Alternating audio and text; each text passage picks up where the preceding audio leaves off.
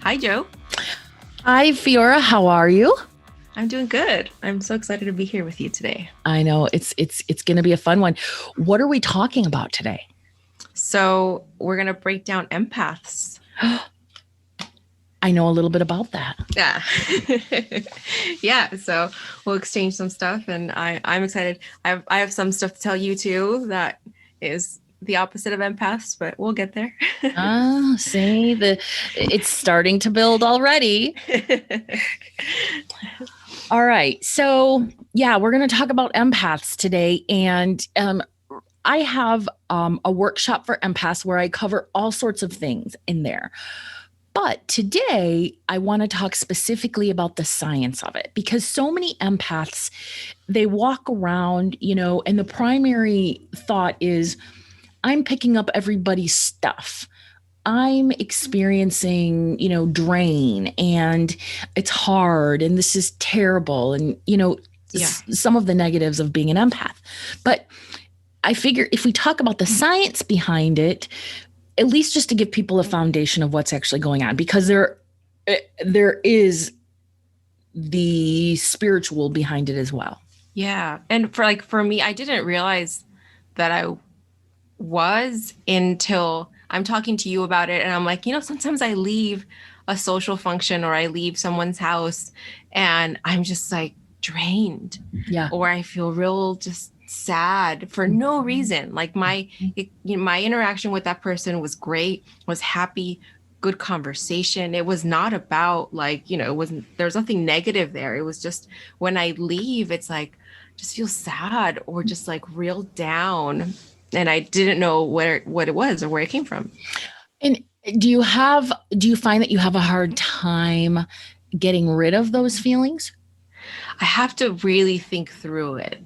That's how. So at first, yes, because at first it was like I noticed it the first time we were visiting friends hours away, and so it was hours drive home, and it hit me probably like a good half hour, maybe an hour out, and I'm like, why am I feeling like this? And then I started to notice I felt like this every time I was leaving. So as far as time, how long it takes. I would say it takes at least maybe about an hour. I have to process it. I have to just kind of take deep breaths and also accept that whatever I'm feeling isn't mine, because I'm not meant to feel that. I have no reason to feel that. So why am I feeling it? And just letting it go.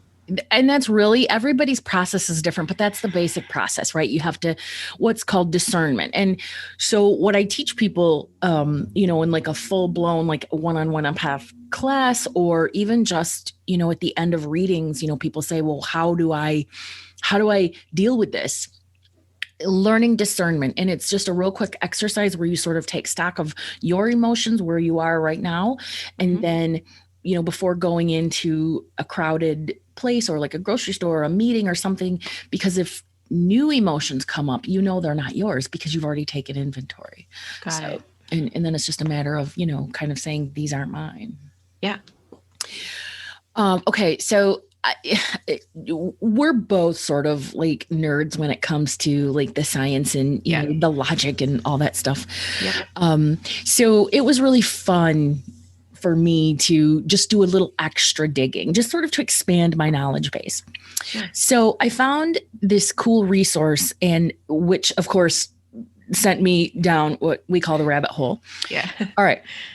So there's a science behind empathy, and it has to do with neurons. It has to do with dopamine. It has to do with synesthesia. Wow. And it has to do with our energy field. Now, the energy field I'm really familiar with because that's what I've been teaching for a long time. But these other sort of dynamics are sort of cool, are very cool, actually. Yeah. What was that third word? I feel like that's going to be hard for me to pronounce. Yeah. Thanks for making me repronounce it because I'm like, score, I did it. And now you're like, say that again. Damn you. All right. Synesthesia. Okay. Synesthesia. Okay. Synesthesia. Yeah. So I guess it's like anesthesia, but synesthesia. Okay. I don't even know if I'm pronouncing it right. Let's be honest here. All right, let's talk about the neurons first. So we humans, we have a group of brain cells that are responsible for compassion, right? Directly ties to empathy. And those are called the mirror neuron. Okay. And empaths, it's thought that we have an extra sensitive mirror neuron that sort of enables us to more deeply resonate with the emotions and feelings of others. Okay. So basically we have this neuron, but it's just amped up more than the average person. Oh, okay. In contrast, sociopaths and narcissists are thought to lack the ability to feel empathy due to an inactive mirror neuron system. Okay. Okay. Yes. And so there's a lot more to that, but I'm just covering the topic, like the basics. Yeah. All right. Which, I mean, really, when you think about it, that makes sense, right? Because empaths have the ability to tap in to the emotions of others. And if we're extra sensitive, then we are going to and do more deeply resonate with, somebody other than, with somebody's emotions. Yeah. There's another sort of, dopamine, right? Okay. So what do you know about dopamine? That it's a hormone? Yeah. Okay. I mean, it's a chemical. Yeah. Chemical. Yeah. Mm-hmm. I think, right. But listen, we're just talking here. So yeah, I believe it is. I believe you're correct. And dopamine is a hormone. It's a chemical that's produced naturally in the body, and it's associated with our pleasure responses. Now, what I found is that science has explored some really cool studies on introverted empaths and found that they tend to have a higher sensitivity to dopamine than extroverts. And so extroverts need, or introverts need less dopamine to feel happy, which makes sense, right? It seems logical. That makes sense. And you know what I just learned yesterday was psychedelics. That's what it does. Like that's part of the experience of utilizing psychedelics. It's the dopamine enhancement, and that's why you feel so much more connected to yourself and to others when you're experiencing psychedelics. Is because of the dopamine. It's true, right? It's like anytime I was on acid, I'm like, I love you, tree. I love you, shoe. Doesn't matter if it's a sentient being, which a tree is. If it's something that I like, I love it. Yes. Okay, way back when I was in my 20s, people. I don't condone, but I don't not condone it. All right. So basically what they said is that, or what I found is that this is why people feel content, or introverts feel content with being alone, and that they need less external stimulation, right? Introverts are like, we've been training for quarantine our whole life. Yes. But extroverts, they actually seek out situations to experience that dopamine rush. And I don't think that, it's like, I love festivals and concerts and crowded spaces and all that stuff, but I'm not going there to get a dopamine rush, Okay. Yeah. Yeah. And I don't really like big crowds because of how I feel afterwards. Yeah. Not that I don't like to be there, because I love a good concert, and I love that. And I love like when everyone's singing to a song and like, the community thing, but it's like how I feel after, like I get drained. So yeah, it's interesting. Well, clearly you are not practicing the sovereignty exercise that I taught you. Well, I wasn't, and I wasn't, 2 years ago or whatever, when we could go to concerts. Yeah. Oh my gosh. I know. I miss concerts. Okay. So then the next one is synesthesia. Okay. The next sort of science-based rabbit hole having to do with empathy. Now, synesthesia is cool. It is a neurological condition where the brain connects two separate senses. Okay. Oh, okay. So, for example, You might see colors when you hear a piece of music, or Oh. you might taste a certain flavor when you hear a certain word. Huh. Yeah, Mm-hmm. I've heard this a lot. Yeah, I've had a lot of different friends that, like, I had a friend who would see music in colors. Yes. Yeah, that's so interesting. hmm And in the group, the Woke Akashic group, I know that there are several. There was a conversation thread that went on about this, Hmm. but also there are several people that are clairgustants. Clairgustance is the ability to taste energy. So when they come into contact with that energy, they actually taste a flavor in their Oh. mouth. And then there's clairalience, which is smelling. So there's taste and smelling. Yeah. Oh, And it's okay. all tied into synesthesia. Um, when people have synesthesia or they experience synesthesia, and I think based on everything that I was looking into, it's not uncommon. It's not common. Do you know what I mean? Yeah, would this be the same thing as like when you smell something and it takes you back into your memories, or is that something separate? No, I think it's all related. Any of our senses that produce another sort of sense, Reaction? Okay. yes, Uh-huh. Yeah. reaction. I think it's all sort of related. That's why, like I said, it's not uncommon, but I think that it's a newer maybe area. I got Um, but empaths can actually feel the emotions and sensation of others in their own bodies. Now that's called mirror touch synesthesia.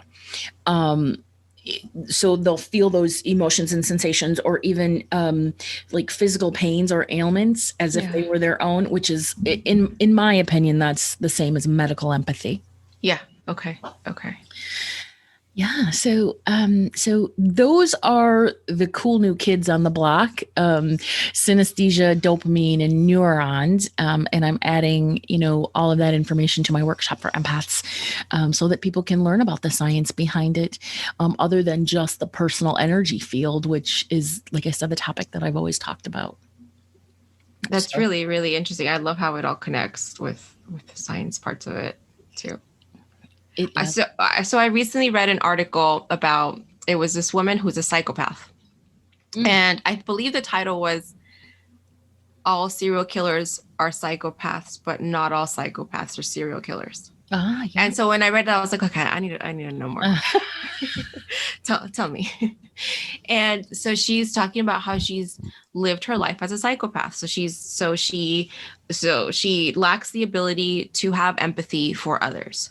So it completely affects her relationships with other people. Obviously, she can live her life. She has education, a career. She's never felt the need to harm anyone, because that is completely different. Like the serial killer or murder thing, whatever, that's something separate of the wanting to cause harm to other people. It has no relation to the psychopath thing. The psychopath is just the inability to feel empathy for other people. So, for example, and she even has a partner.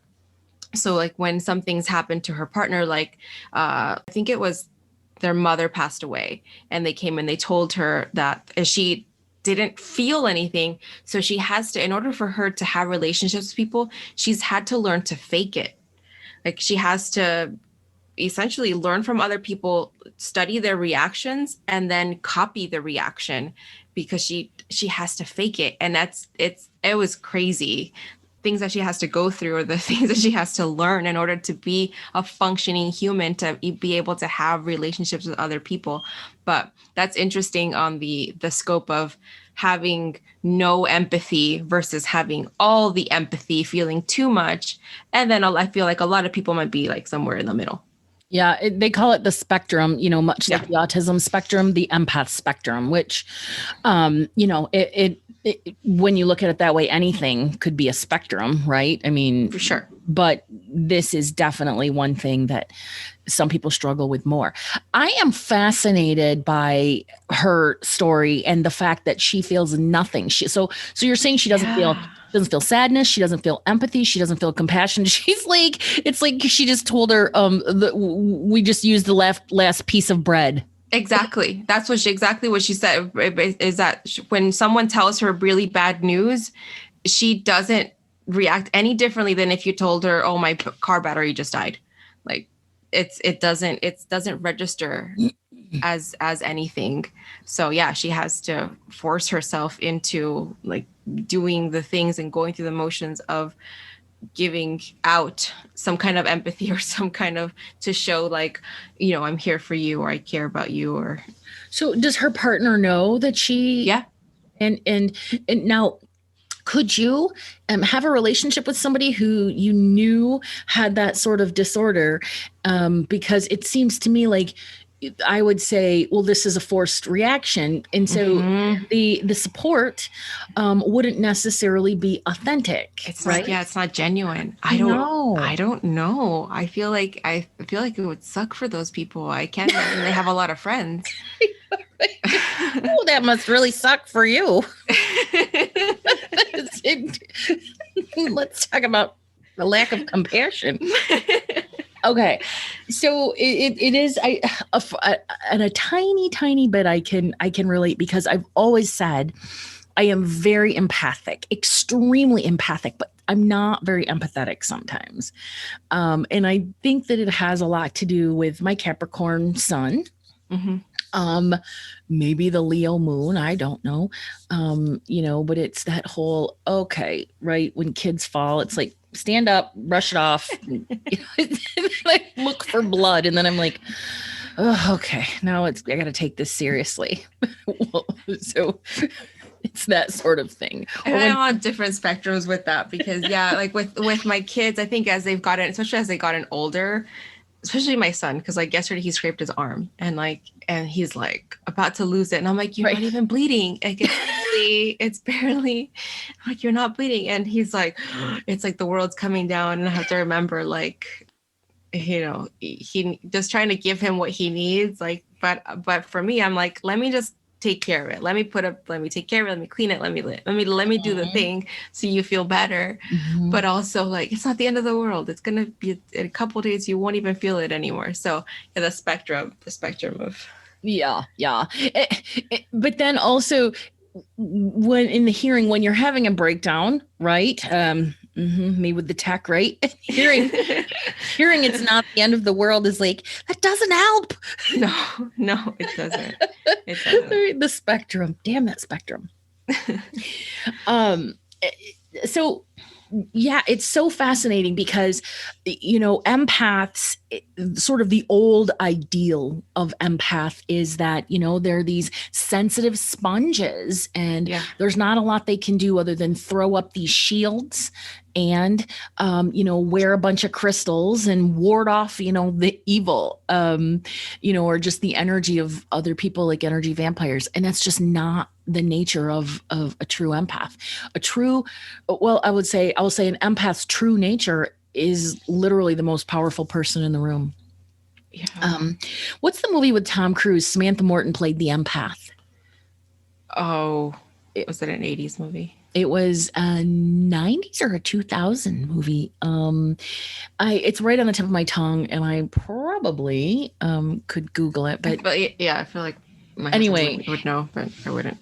she was seriously like that. All she had to do was just look at you, and she knew the truth. So Oh, it's an empath, that's an empath's true nature, the ability to sense energy and transmute energy, alchemize it, all of those things. And so shielding goes against the very nature uh, of an empath. But that's cool too. That connects with the whole star seeds mm-hmm, thing in each mm-hmm, generation. So with the first wave of star seeds that came after World War II, which are basically the baby boomer generation. So they came here incarnated. They're supposed to, because we as a human race can't be, we have free will, so they can't come and tell us what to do. The only way we can be influenced is through the influence of others, is basically empathy, like to interact with other people, get to know them, see how they are and understand them, and through that like communal empathy, we grow, we shift, we change as people. but that first wave of star seeds didn't really do so well. They kind of, because when you incarnate, you forget your entire contract. Right. They forgot what they were meant to come here for. So sadly, a lot of them were like, we don't belong here, and Yeah. we don't want to be here. And there was this wave of suicides in like the teenage years for them, where they were just like out because they just felt like they didn't belong. Yeah. So then the next wave, which would have been more like Gen X and millennials, then you get into these people who they're supposed to be here again to influence other people with their energy, but because they're very strong empaths, they don't want to be around people. So you got a lot of Gen Xers who are like um, more antisocial, Yep. or even their close relationships, like marriage and stuff, they're like, that's not for me. Like they're gonna do it later. So they were the first generation to either straight up not have children, to just opt to not have children, or to have children later in life. But yeah, it's interesting how the empathy in each generation changes and shifts. And also I feel though, just generationally, just on a broad perspective, how that changes, right? Because each generation, their job is to be better, to grow, to ascend higher than their generation before them. So you look at what boomers did for their generation, and how they were like actively against war, and all that. So, whereas the generation before them was like, yeah, let's go to war. Like this is our duty. Like we just got to do it. Like there was no questioning it. But boomers were like, nope, like we're not going to do this. And then each generation shifted with Gen Xers and millennials. Then the whole like LGBT community and that whole idea of being inclusive of everyone and like love everyone regardless of of that, because at the end of the day, we're all human, we're all people, and we all deserve to be loved. So that again, that was a shift from the generation before them, where the generation before them was not inclusive. And so it's so cool to see the shift in global empathy as a community, as a society, in people. And you are correct. It has everything to do with, our soul origins, right? The soul origin of starseed, it includes indigo children, crystal children, rainbow children. There's, I think the most recent one is rainbow children, yeah. So, they each have different sort of purposes. Now, Yeah. children now, so they might be categorized as crystal children, I think, rainbow children, one of those two. They're not born with karma. They're born without karma. Or they're born without the need to balance karma, right? Because they have one goal, specifically to be, empaths, to channel that energy, right? To transmute energy, raise the vibrational frequency of the earth, because as that frequency raises, that allows for ascension, greater ascension. And then those grids that we have on the earth, like ley lines and vortexes and all of those energy sort of areas, they click into place. Yeah. So there's a couple things, like I've heard that over and over about Portland. So when I first got here, I was really struggling, and because everything was so hard, and I was new, and I was missing all of my people, and I had no vehicle, and I was like, why Portland? Why Portland? Yeah. And, my heart was pulling me here. My soul was pulling me here. I had no other choice. But when I got here, I was like, okay, I need answers. So, in a meditation, I asked my guides, I'm like, why? And they were so wonderful. They just gave me all of the answers. They're like, because Portland is sort of the epicenter of this global reckoning, right? Because Portland is not as woke as Portland likes to think it is. There's zero diversity, and a lot of the people here are all about, we're liberals and we're going to fight for equality, but not in my backyard, right? Or, I mean, it's a very weird energy here. It's not as woke as I was led to believe, right? And it's individual energy. It's not as a whole, it's individual. Yeah. So that's where, light workers here, they're here because they need enough of that, enough souls, enough of that energy to lock that grid into place so that the vibration can start raising, right? Which it already has. Mm, But it's within that raising of the vibrational frequency where all of the issues come up because they need to be looked at in order to be addressed. yeah. Homelessness is huge here. I mean, it is literally, it's everywhere. And then there are other issues too here. So it's all very interesting what these star seeds and like rainbow children and crystal children, how they do come with different elevations. Yeah. So I think rainbow children are the same thing as the alpha generation. They're the ones born like 2010 or 2012 and on. But yeah, they're like you said, they come in and they're just ready to go. So that whole like not carrying the karma thing enables them to just be like activated, like let's go, let's do this. So they're like super doers. Yes, yeah. I had a list which I was looking for that sort of mapped out what the dates were. Right, if you're an indigo child, you were born between these dates, rainbow these dates, and crystal these dates. And I can't find it. It's on my computer someplace. But that also brings other souls too, like soul origins. That's such a cool topic. But there's earth souls, there's old souls, young and old souls, there's light bringers, there's off planet origins. I mean, there's so many. Basically, what I mean by off planet is you come from Pleiadian, right? And now, granted, that's very esoteric, and yeah, but we love the esoteric topic. So, into them. It's interesting though too, the way that there's so many different ways to dig into that and find out like where you come from. Like I had an astro chart reading where you can tell just by certain star placements on your birth chart, you can trace it back to certain star seeds, like to certain planetary incarnations. Yeah. So nice. Was that recent? Yeah, it was recent, and it was just somebody I found on Etsy, and it's just, I think that's what it was called. It was just like starseed birth chart reading, and it'll just tell you like what your incarnations could possibly be from, which star seeds you have in your chart. So I thought that was really cool. I love that. That's a great. I'm going to actually look that up and see if I can snag one, because I would love to know. I'm always being told that I'm Arcturian, actually. And it makes sense because when I've done the research on Arcturian, they are the keepers of the Akashic records. So it does make sense. And then there's other things too. But I got Pleiadian and Andromeda. Oh, very cool.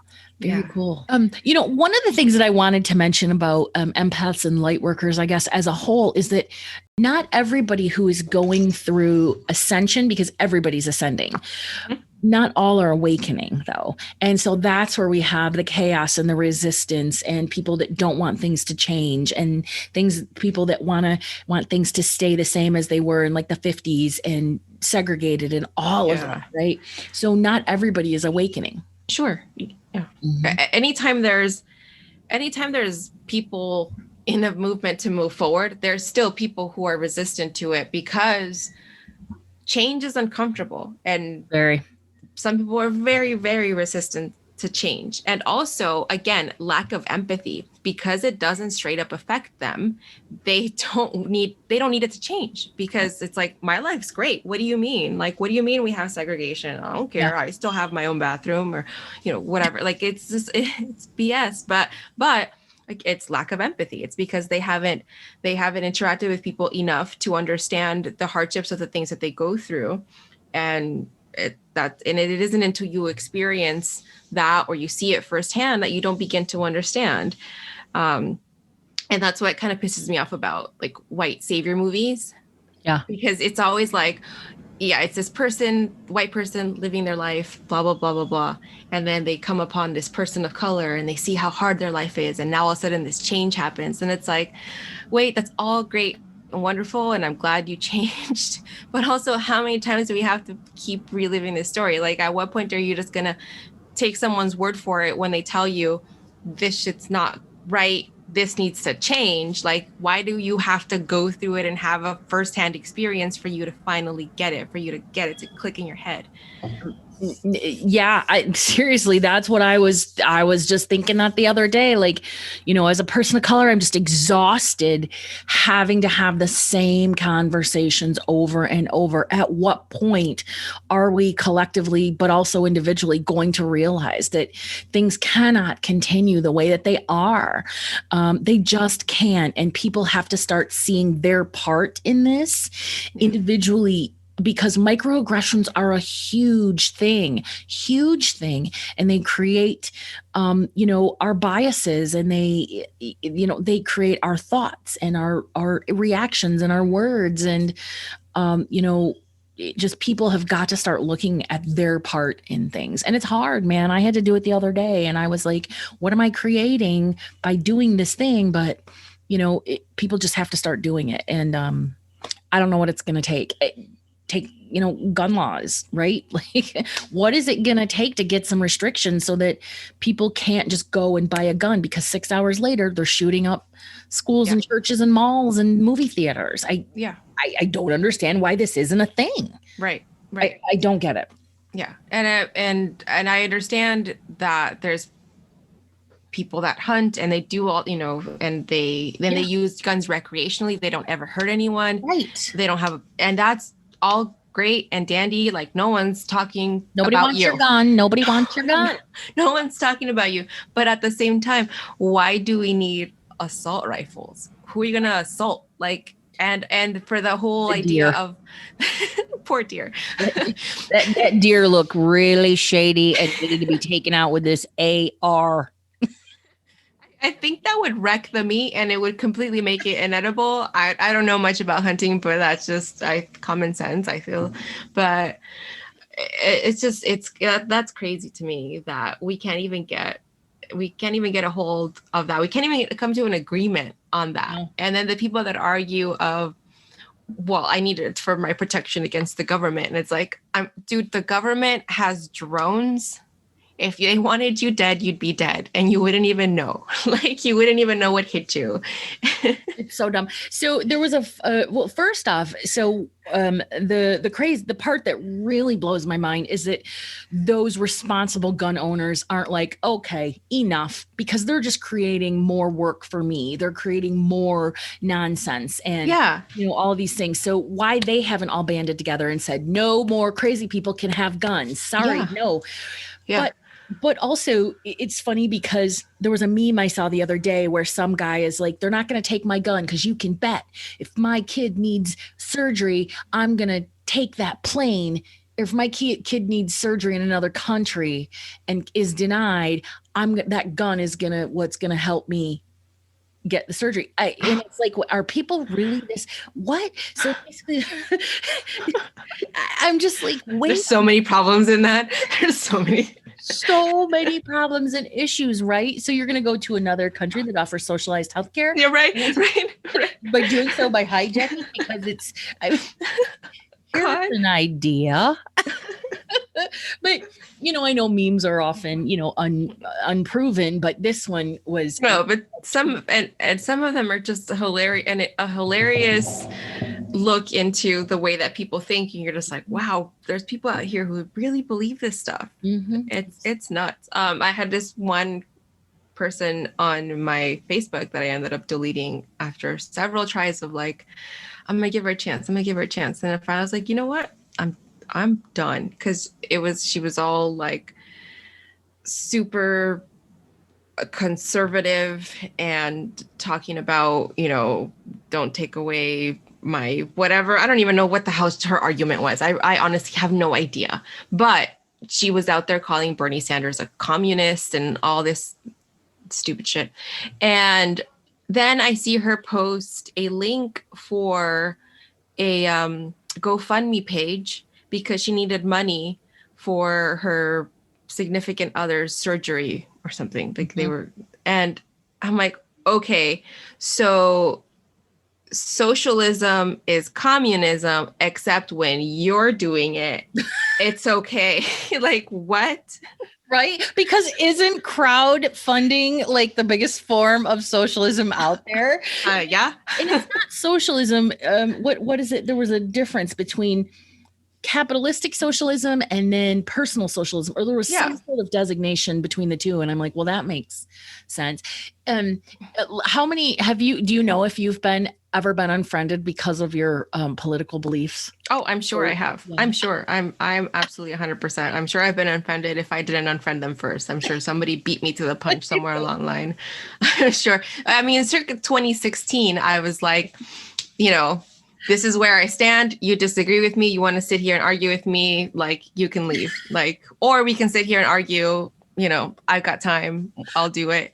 But last year was when I really like just stopped. I was like, I do not have the energy for that. I'm already going through enough. Like, I have enough to talk to my therapist about. Like, I don't need to add this into it. But yeah, one of the things that, again, kind of going back to like empathy or lack of empathy, when people, it actually goes back to like spiritual bypassing, when they're like, just turn off the TV and don't get involved in politics, and politics is, you know, like low level, low vibrational, blah blah blah blah blah.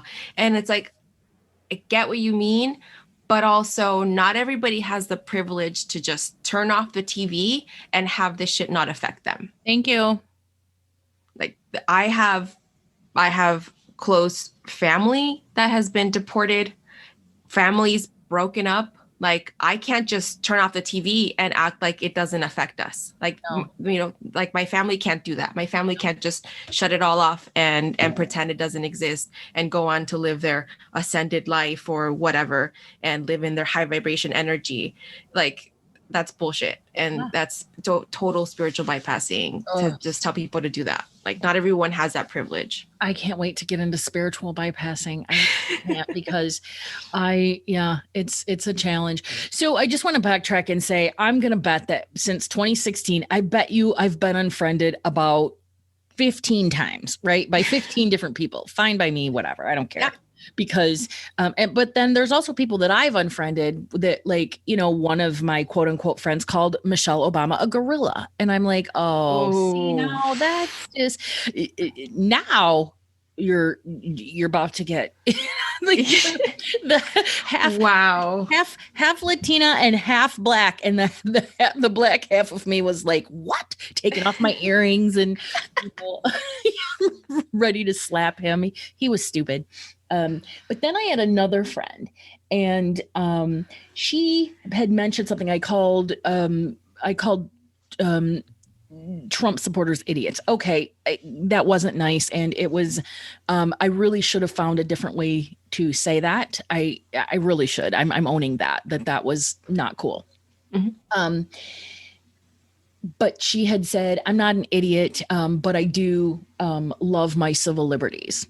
And I'm like, well, hey, that's great. But how do you feel about my civil liberties? And then she unfriended me. And I'm like, right, see? Wow. Yep. So drop dirty. Again, that's what I talk about, people that drop dirty and then they leave the conversation so that they don't have to own up to what they've just said or offer any sort of, response to it. So basically, anybody that's out there that cares about their civil liberties and their guns and all that stuff, but doesn't care about my right as a human being or my civil liberties, then you can like take a big leap off of whatever, because it's not gonna fly. Yeah. And I don't understand that. I just don't get it. I mean, maybe it's my upbringing, I don't know, but I actually think that when we grow up in more urban areas and we're just in closer proximity to people, it's just easier to have more empathy for people, because you are forced to interact with people. You are forced to meet and talk and have conversations face to face, and sometimes firsthand see what people are going through, so you better understand them.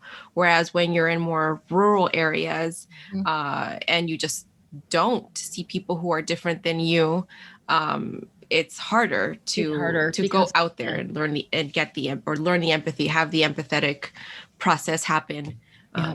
because you're just not experiencing it. Well, I truly believe though, because this episode is about new empaths and empathy and all of that. So I do believe that even the most staunch, you know, supremacist, we'll just call supremacist, if met with, somebody of the race that they dislike, given an opportunity to get to know that person as a human being, their empathy will win out every time, because at the core, we are spiritual beings having a human experience. And as a believer in the soul blueprint, I get and I can hold space for people that are meant to have those extremist hatred views, right? Yep. But they're constantly at war with their own soul and their own higher self. That's where the anger comes from. That's where the hatred comes from.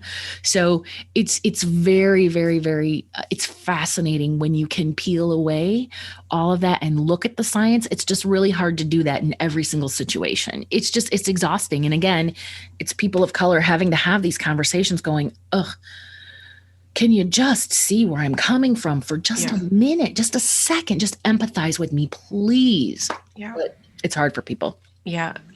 There's actually this, it was a story I listened to on This American Life.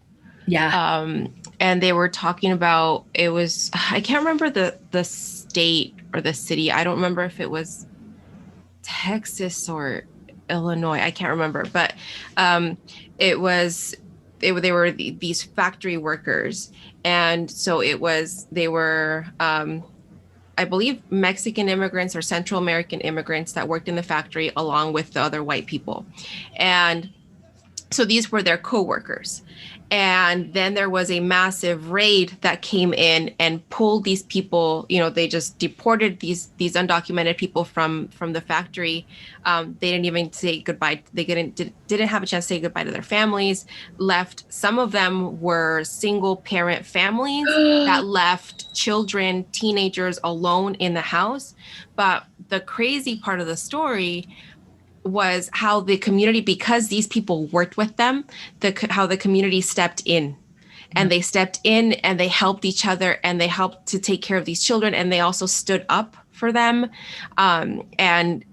They brought up this issue and they voted to create change. And it was a really uplifting story of, again, how when you interact with people and you learn to empathize, you learn to see their situation and you understand them, how that shifts and it changes. And again, it like raises the energy, it raises the vibration, and things can be better for all of us if everyone. Yeah. Yes.